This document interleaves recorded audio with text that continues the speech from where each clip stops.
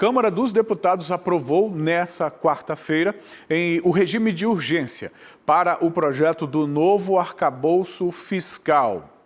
Nós vamos ao vivo, direto a Brasília, falar com o Igor Damasceno, que vai explicar para a gente.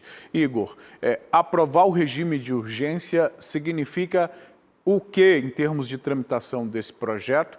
E como é que está esse projeto? Já sofreu muitas emendas? Como é que está a rejeição a ele? Ou parece que a Câmara realmente está num clima receptivo a esse arcabouço? Bom dia para você. Oi, Emanuel, bom dia para você, para a Adriane e também para todos que nos acompanham. Quando a Câmara dos Deputados decide aprovar a urgência de um projeto de lei, significa que esse projeto não vai passar por comissões temáticas, nem pela Comissão de Constituição e Justiça. Ele vai ser votado direto no plenário, ou seja, vai ter mais celeridade na tramitação. E foi exatamente isso que aconteceu ontem com o projeto de lei que prevê o novo arcabouço fiscal. 367 deputados votaram favoravelmente pela urgência e 102 votaram contra essa urgência. Ou seja, agora a Câmara dos Deputados vai votar o projeto de lei direto no plenário, sem passar pelas comissões, o que dá mais celeridade na tramitação. A expectativa do relator do arcabouço fiscal, o deputado Cláudio Cajado, é que tudo seja votado e finalizado na quarta-feira da semana que vem. Ou você me perguntou como é que está a tramitação desse projeto, se ele sofreu muitas modificações. Olha, o governo federal está bastante feliz com a tramitação do arcabouço fiscal na Câmara dos Deputados, porque ele sofreu pouquíssimas modificações até agora. Isso representa uma vitória parcial para o governo, porque conseguiu a aprovação da urgência sem precisar fazer grandes negociações, sem precisar fazer grandes modificações no texto que foi apresentado em abril. Texto esse que foi formulado pela equipe econômica do ministro da Fazenda, Fernando Haddad. Novo arcabouço fiscal tem a missão de conter os gastos públicos sem deixar de lado a responsabilidade social. Ele substitui o teto de gastos e era uma das determinações da proposta de emenda da transição.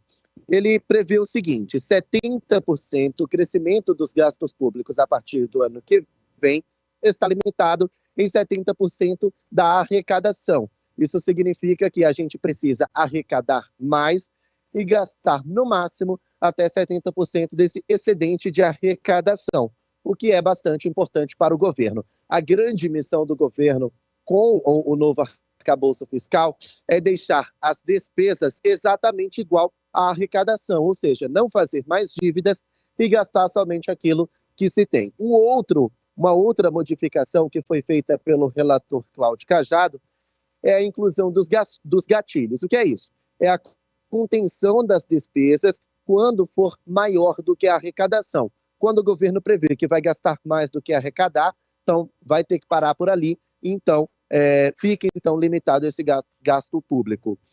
O relator Cláudio Cajado, ele atendeu apenas um único pedido do presidente Lula, que deixasse fora dos gatilhos, ou seja, fora dessa contenção das despesas, o reajuste do salário mínimo acima da inflação. Então, o arcabouço fiscal prevê que o salário mínimo fique de fora desses gatilhos, fique de fora dessa contenção, e então o governo vai conseguir dar um aumento real acima da inflação do salário mínimo a cada ano, o que seria também uma promessa de campanha do presidente Lula.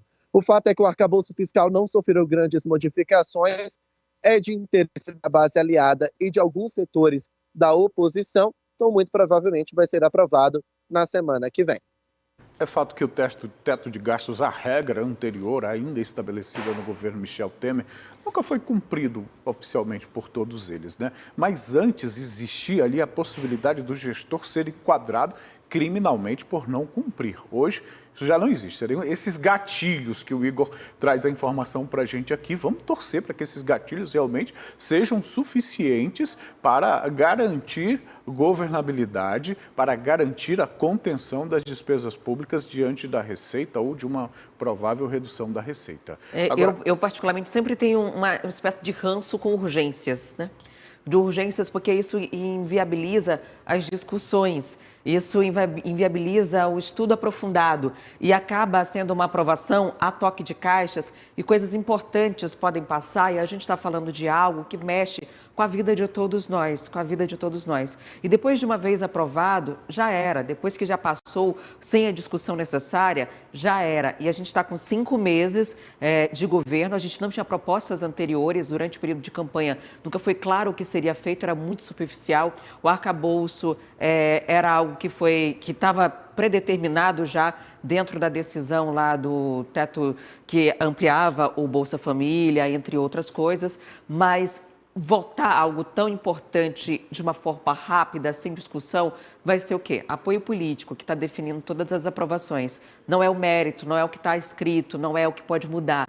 É o que a gente quer e o que a gente conquistou de apoio suficiente para que seja passado. E me parece, nesse sentido, Igor, que o maior rival do governo federal para a aprovação disso, nesse momento, é o maior aliado, que é justamente Arthur Lira, que me parece, inclusive, que colocou como relator alguém da confiança e da proximidade dele. É esse mesmo o cenário? Porque, pelas declarações do próprio Lira, parece que até ele está capitaneando esse trâmite, a aprovação desse arcabouço, né?